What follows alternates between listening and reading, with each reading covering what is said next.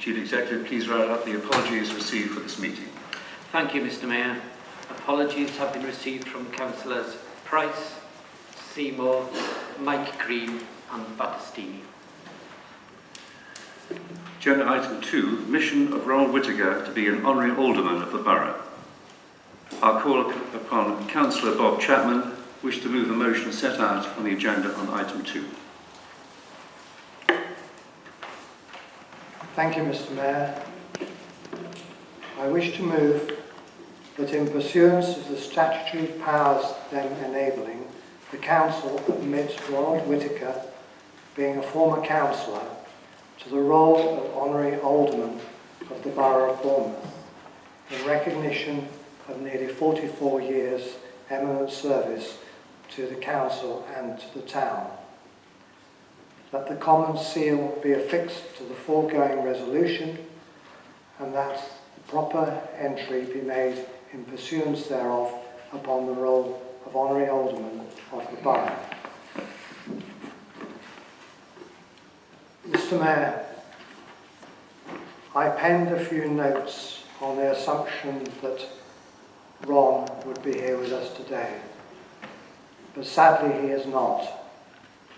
However, I believe he would still wish me to go ahead with this statement. I first came to know Ron Whittaker when I joined the council in a by-election in 1982. You will all appreciate that I've only served for a relatively short time compared with Councillor Whittaker. In those days there were just 3 of us, single men on the council: Chapman, Whittaker and Grow. From time to time we were invited to the Mayor's parlour, where our 3 widowed mothers had been invited as escorts, and occupied the settee whilst discussing the problems of their wayward sons. Since those days, one by one, we have all taken the plunge, with Ron being the last to marry and being so happy with his lovely wife Jackie, who I'm delighted to see here this evening. Ron was passionate about Bournemouth, and particularly about the Muscliffe area, which he has represented. Among many campaigns, he has pressed for the preservation of Throop Mill and also headed the opposition to gravel extraction at Parley Court. Some 2 years ago, he asked me to join him on a site visit to the riverside at Granby Road, from where we could view the Parley site. Fortunately, Ron and I had taken knee-length Wellingtons in our cars as the river was in flood. He had not warned us that the footpaths were ankle-deep in mud, and my dear wife was wearing light trainers, which subsequently were assigned to the dustbin. He was respected cross-party, and particularly enjoyed his role as Vice Chairman of the Planning Board, working with David Kelsey. Ron, thank you for being a good friend. I so move, Mr. Mayor. And Ray, I believe you wish to second the motion.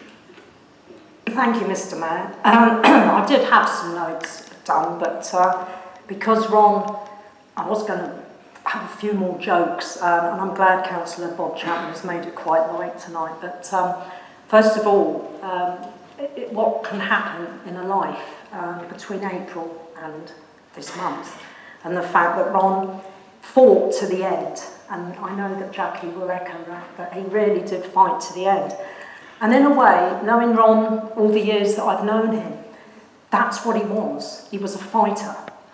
And some of the battles he lost, and some of them he won. And my goodness, he got me on the side. And sometimes I'd say, look, come on, Ron, you know, let's play it a little bit low-key here and a little... No, we've got to sort this out and all the rest of it. And to me, when we went to visit Ron and Councillor Kelsey, Jackie was there and yourself, that was Ron. That was the measure of the man that I grew to love as a good friend. I remember when he was mayor, he had all the lady escorts because he didn't have a lady friend at that time. And up until, I think it was March he met you, Jackie. Was it March? October 1993. And he kept us all guessing because he said he'd met a lovely girl. A girl, he said. But he wouldn't tell us who it was for a long, long time. And I know that when he met Jackie that that was the best thing that he'd ever done. So the mayoralty actually brought you together, which I'm so pleased about. Ron, you know, he was a Labour man to start with, then he joined the Residents' Ratepayers Association. Labour Party didn't like it, so he joined as an independent. And from the amount of emails and telephone calls that I've had from my ward, it just shows you how much he was loved. Whichever party you come from, because he was there for the people. He was passionate about what he did. He didn't do anything half-measured. He did everything 150%. And as a role of a councillor, that you could not beat. He was an amazing man, and we had so many laughs together. And I remember in one of our elections, I had a broken foot that I was nursing, and he had a broken hip. Well, it wasn't broken, but it was hurting. And we were going up and down the roads, and I said, look at this, what on earth are we doing? He said, come on now. He said, let's go and have a drink in the Broadway. And that's what we did. But, you know, I'll always remember him as one of the group and a team player, but also somebody that was passionate about planning. He was passionate about any committee that he served on. And he would also help younger councillors, new councillors, whatever party, and take them under his wing. Bournemouth is going to be, in my opinion, a poorer place without him. My second move.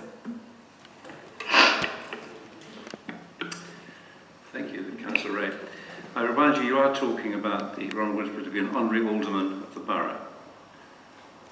Now, are you ready to take the vote? Are you all agreed? I'm sorry. Would you like to? Councillor Pearce. Thank you very much, Mr. Mayor. I too would like to say a few words, obviously in support of the move, and to just try and remember Ron in my own way.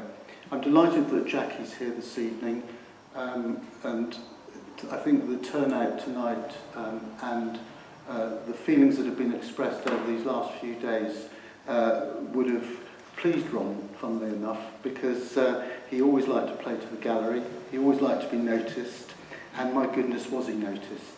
He was a friend of many in this chamber, certainly a friend of mine for about 20 years. I first met Ron approximately 5 years before I became a member of this council, during his mayoralty, when I was able to help him over something he asked for.